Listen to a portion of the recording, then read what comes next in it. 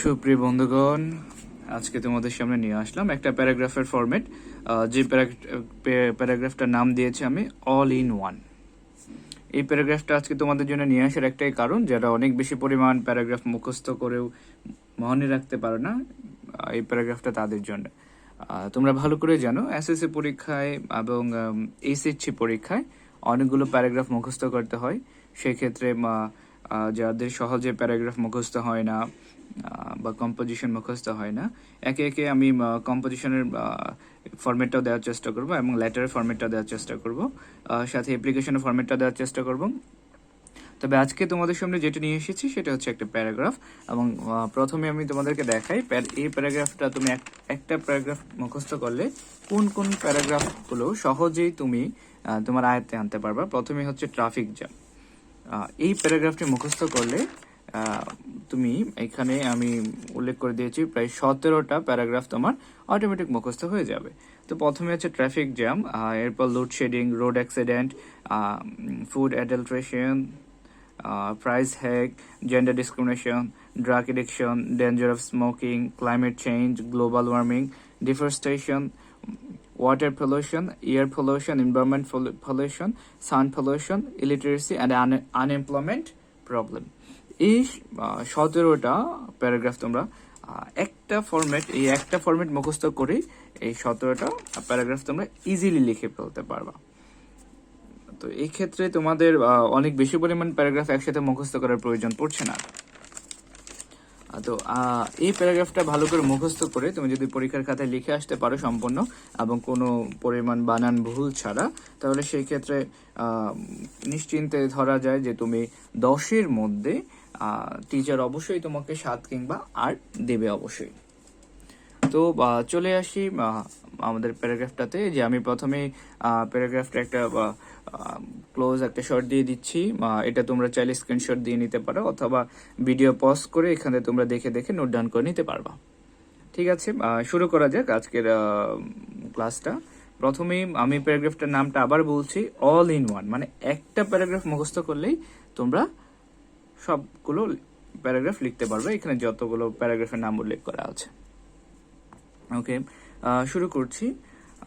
এখানে যে প্রথমে ফাঁকা গড় ড্যাশ ড্যাশ চিহ্ন দেওয়া আছে, এই যে ড্যাশগুলো এইগুলো এই ফাঁকা জায়গায় এখানে যে প্যারাগ্রাফগুলোর নাম উল্লেখ করে দিয়েছি, এই প্যারাগ্রাফগুলোর নাম জাস্ট বসিয়ে দিলেই হয়ে যাবে।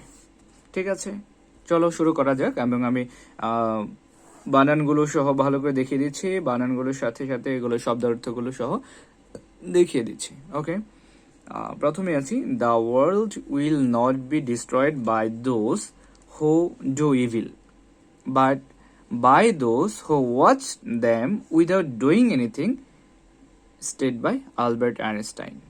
তো প্রথমে আমরা একটা উক্তি উল্লেখ করে দিলাম। এই উক্তিটার দিকে খেয়াল করলে যে কোনো টিচার এই উক্তিটা পড়া মাত্রই তোমার বুঝে ফেলতে পারবে যে তুমি ভিতরে কি লিখেছো বা এই স্টুডেন্টটা কি ধরনের, কতটুকু গুছিয়ে লিখতে পারে। তো এই উক্তিটা অবশ্যই ভালো করে মুখস্থ করে নেবা। তো এখানে লিখেছে, আলবার্ট আইনস্টাইন বিবৃতি দিয়েছেন বা বলেছেন, the world will not be destroyed, পৃথিবী ধ্বংস হবে না, বাই দোজ, তাদের দ্বারা, হু ডু ইভিল, যারা কি করে, খারাপ কাজ করে। পৃথিবী ধ্বংস হবে না তাদের দ্বারা যারা খারাপ কাজ করে, বাট কিন্তু, বাই দোজ কিন্তু তাদের দ্বারা হবে, who watch them without doing anything, কিন্তু তাদের দ্বারা পৃথিবী ধ্বংস হবে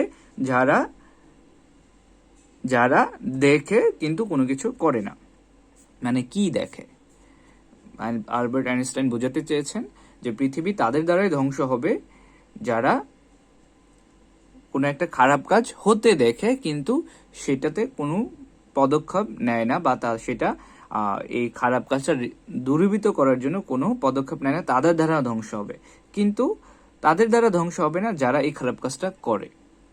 সত্যিই তো তাই, যে পৃথিবীটা যারা খারাপ কাজ করে এমন পরিমাণের সংখ্যা খুবই কম, কিন্তু যারা খারাপ কাজটা করতে দেখে তাদের সংখ্যাটাই বেশি, কিন্তু তারা কোনো কিছুই করে না। আমাদের বাংলাদেশের প্রেক্ষাপটের দিকে আমরা ফোকাস করে দেখতে পাই যেন কোনো একটা অ্যাক্সিডেন্ট বা কোনো একটা দুর্ঘটনা বা কোনো একটা এনিথিং, যে একটা খারাপ কাজ করলে মানুষ শুধু তাকিয়ে দেখে চলে যায়, কেউ সেটার কোনো প্রতিবাদ করে না। যদি এরকম মানুষগুলো যদিও এরকম মানুষগুলোর সংখ্যা বেশি, কিন্তু তারা কোনো প্রতিবাদ করে না। তারা যদি প্রতিবাদ করতো, সেই খারাপ কাজটা আমাদের সমাজ থেকে চলে যেত, কিন্তু সেটা করে না বলে আজকে বাংলাদেশ তথা পৃথিবীর এই অবস্থা। ঠিক আছে, পরের লাইনে আসো। In the beginning of our discussion, আমাদের আলোচনার প্রথমেই উই ক্যান সে, আমরা বলতে পারি দ্যাট, যে, তো এখানে যে ফাঁকা ঘর, এখানে আমরা এখানে যে প্যারাগ্রাফগুলোর নাম লিখেছি সেখানে একটা বসিয়ে দিতে পারি। তো আমি প্রথমেই যেটা বসিয়ে দিই সেটা হচ্ছে ট্রাফিক জ্যাম। ট্রাফিক জ্যাম দিয়ে আমি এটা পড়িয়ে দিচ্ছি। In the beginning of our discussion, আমাদের আলোচনার প্রথমেই উই ক্যান সে দ্যাট, আমরা বলতে পারি যে traffic jam has became one of the much talked issue held in both national and international atmosphere in the couple of years. কি বললো? Traffic jam has became one of the much talked issue. Traffic jam হলো বহুল আলোচিত একটা বিষয় in both national and international atmosphere. National and international মানে জাতীয় এবং আন্তর্জাতিক পরিবেশে, in the couple of the year মানে কিছু দশক ধরে বা কিছু বছর ধরে এই ট্রাফিক জ্যামটা বহুল আলোচিত একটি বিষয় ইন্টারন্যাশনাল মানে জাতীয় এবং আন্তর্জাতিক বিষয়গুলোর মধ্যে বা পরিবেশ। উই ইউজুয়ালি ফেস, আমরা সাধারণত মুখোমুখি হয় different types of problem in our daily life. আমরা সাধারণত আমাদের দৈনন্দিন জীবনে অনেক ধরনের সমস্যার মুখোমুখি হয়। ট্রাফিক জ্যাম, এই যে এখানে ফাঁকা ঘর আছে, ফাঁকা ঘরে কি হবে? ট্রাফিক জ্যাম হবে। Traffic jam is one of them, traffic jam হলো এটার মধ্যে একটা। It is a severe threat to human life, এটা মানুষের দৈনন্দিন জীবনে বা হিউম্যান লাইফ মানে কি? হিউম্যান লাইফ মানব জীবনে, এটা মানব জীবনের জন্য খুবই হুমকি স্বরূপ। ওকে, তারপর আসো। It is increasing day by day which is affecting our normal life. It is increasing day by day, এটা দিন দিন বৃদ্ধি পাচ্ছে। হুইচ ইজ, যেটা, এফেক্টিং আওয়ার নর্মাল লাইফ, যেটা আমাদের সাধারণ জীবনে খুবই এফেক্ট করছে, খুবই প্রভাব ফেলছে। It obstacle not only social development, এটা শুধুমাত্র, অবস্টাকল মানে হচ্ছে বাধা, অবস্টাকল মানে কি? বাধা।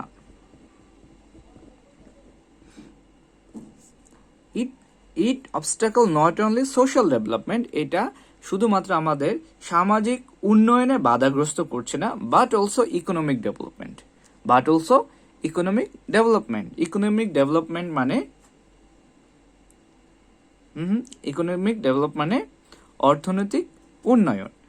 মানে এই ট্রাফিক জ্যামটা শুধুমাত্র আমাদের সামাজিক উন্নয়নে বাধাগ্রস্ত করছে না, অধিকন্তু কি? ইকোনমিক ডেভেলপমেন্টে অর্থনৈতিক উন্নয়নেও বাধাগ্রস্ত করছে। Human being are most responsible for it, মানব জাতি এটার জন্য মূলত দায়ী, তাই না? অবশ্যই এটার জন্য দায়ী। কার জন্য? এই যে ট্রাফিক জ্যামের জন্যই তো মানুষ দায়ী, তাই না? ট্রাফিক জ্যাম তো এমনি হয়ে যায় না, অবশ্যই মানুষ এটার জন্য দায়ী। কেন দায়ী সেটাও আমরা ভালো করে জানি। নাওয়াডেজ it is going out of the control, বর্তমানে বা সাম্প্রতিক সময়ে বর্তমানে এটা কি? কন্ট্রোলের বাহিরে চলে যাচ্ছে। গোয়িং আউট মানে বাহিরে চলে যাওয়া, going out of control, going যাওয়া, আউট অফ কন্ট্রোল মানে আউট অফ কন্ট্রোল মানে কি? নাগালের বাহিরে। কন্ট্রোল মানে নাগালের বাহিরে, কন্ট্রোল, আউট অফ কন্ট্রোল মানে নাগালের বাহিরে চলে যাচ্ছে। ফলে ডেভেলপিং কান্ট্রি, একটি উন্নয়নশীল দেশের জন্য, লাইক বাংলাদেশ, আমরা ভালো করে জানি যে বাংলাদেশ একটি উন্নয়নশীল দেশ। তো for a developing country like বাংলাদেশের মতো একটি উন্নয়নশীল দেশের জন্য ফাঁকা করে কি বলবে? Traffic jam is really a great concern for us.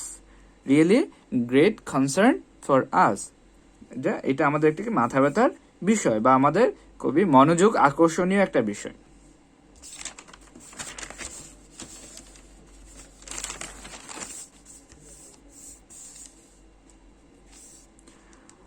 Government as well as NGO should take proper step to prevent it as early as possible.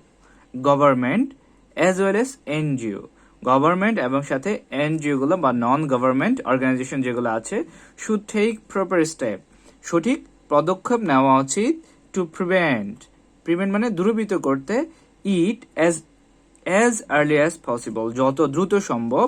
Government এবং নন গভর্নমেন্ট অর্গানাইজেশন মানে হচ্ছে বেসরকারি, সরকারি এবং বেসরকারি উদ্যোগ নেওয়া উচিত যত দ্রুত সম্ভব।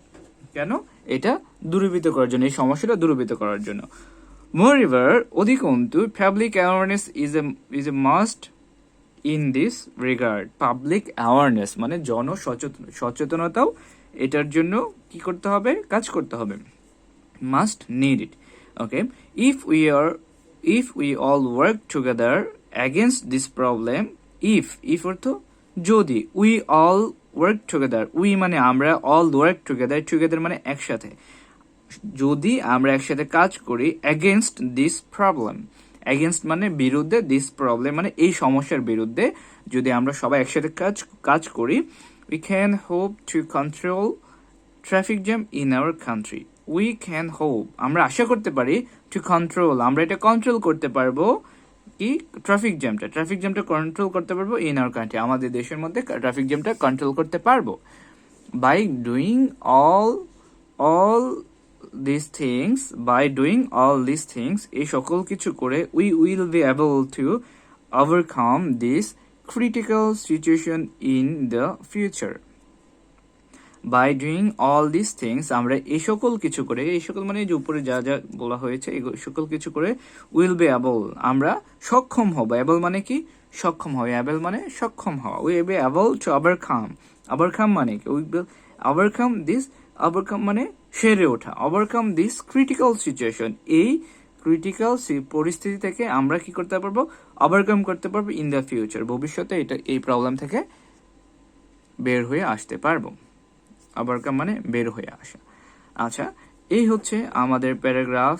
যেই প্যারাগ্রাফটা মুখস্থ করে তোমরা ইজিলি 10-এর মধ্যে 7 থেকে 8 পেতে পারো। অবশ্যই ভুল করা যাবে না এবং প্রত্যেকটা লাইন ভালো করে লিখতে হবে। এখানে চাইলে তোমরা আরো কিছু এই যে বিষয়বস্তু এটা সম্পর্কে কিছু লাইন তোমরা যদি চাও, সেক্ষেত্রে তোমরা নিজ থেকেই কিছু লাইন এটার মধ্যে ইনক্লুড করতে পারো, ঢুকাতে পারো, যে আমাদের কি কি প্রবলেমগুলো হয় সেই সম্পর্কে। আর যদি না চাও তাহলে দরকার নেই, এইটা থেকেই পরীক্ষার হলে এটা লিখে দিয়ে আসলে ইজিলি 7 থেকে 8 মার্ক পেয়ে যাবা। এবং প্রথমে যে লাইনটা বলা হয়েছে আলবার্ট আইনস্টাইন সম্পর্কে যে লাইনটা দেওয়া হয়েছে, এই লাইনটা পড়েই, এই লাইনটা দেওয়ার ফলেই তোমরা খুব ভালো একটা মার্ক পেতে পারো। কারণ টিচার যখন এই লাইনটা দেখবে তখন তোমাদের ভিতরে কি লিখেছো সেটা প্রথম দেখেই আন্দাজ করে ফেলতে পারবে। তো এই প্যারাগ্রাফটা তোমরা ভালো করে মুখস্থ করবা। আমি এটার সুন্দর করে ছবি তুলে কমেন্ট বক্সে বা এটার ইয়েটা দিয়ে দিব, ছবিটা দিয়ে দিব প্যারাগ্রাফটা, সেখান থেকে তোমরা অবশ্যই এটা দেখে দেখে লিখে নেবা। আর এই ভিডিওটা ফার্স্ট টু লাস্ট দেখলে তোমরা বাংলা অর্থটুকু সহ বুঝে যাবা। তো এইভাবে তোমাদেরকে অনেক বেশি পরিমাণ প্যারাগ্রাফ মুখস্থ করার প্যারা নেওয়ার দরকার নেই। তোমরা সেই প্যারাগ্রাফ মুখস্থ করার প্যারা থেকে তোমরা ইজিলি বের হয়ে আসতে পারবা। ঠিক আছে, আজকের ভিডিও এই পর্যন্তই। কারো কোনো সমস্যা থাকলে অবশ্যই কমেন্ট করবা। কোনো ওয়ার্ড বুঝতে সমস্যা হলে, কোনো লেখা বুঝতে হলে অবশ্যই কমেন্ট করে জানাবা। ধন্যবাদ।